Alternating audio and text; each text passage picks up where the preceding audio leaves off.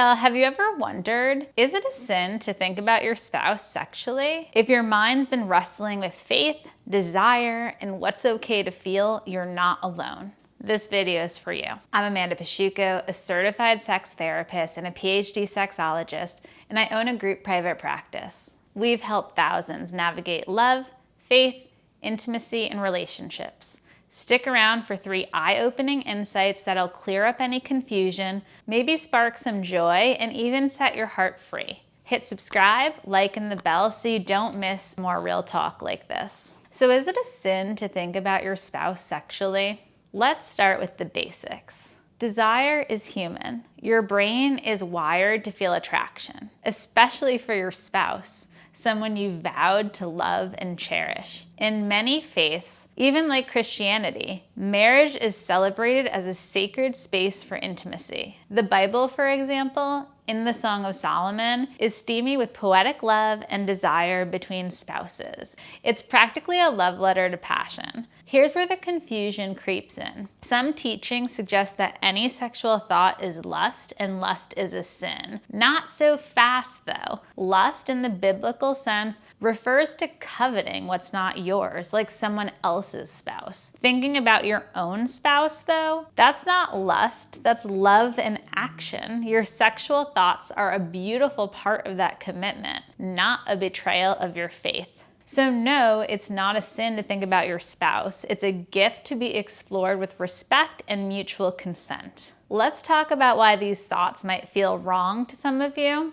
So if sexual thoughts about your spouse aren't a sin, why do some people feel guilty? Let's unpack it. A lot of this shame comes from culture, not scripture. In some religious communities, there's this idea that sex, or even thinking about it, is wrong, dirty, shameful, and it's strictly for procreation. That's not the full picture. Many faiths see sex as a unifying, joyful act between spouses. This guilt often stems from outdated purity culture or mixed messages about sexuality growing up. Think about it.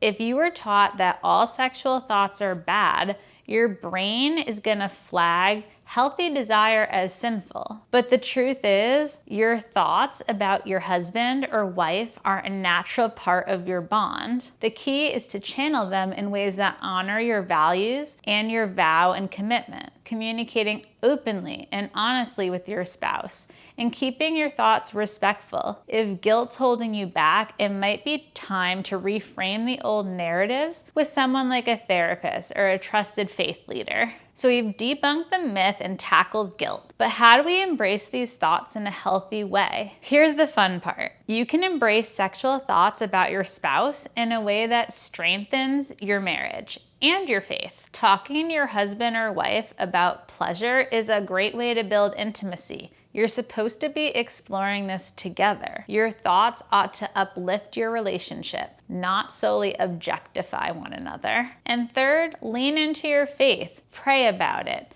Think about your desire and write in a gratitude journal about things that are going well in your sensual life. Read things like 1 Corinthians 7 if you're a Christian, which celebrate mutual love in marriage. At my practice, we help couples rediscover this balance every day, blending faith, love, and spirituality without shame. You deserve to feel free in your marriage, so give yourself permission to love fully. If you need help navigating this, check out our website at lifecoachingandtherapy.com and schedule a session. Hit like, subscribe, and the bell. We release new videos weekly at 9 a.m. Eastern Standard.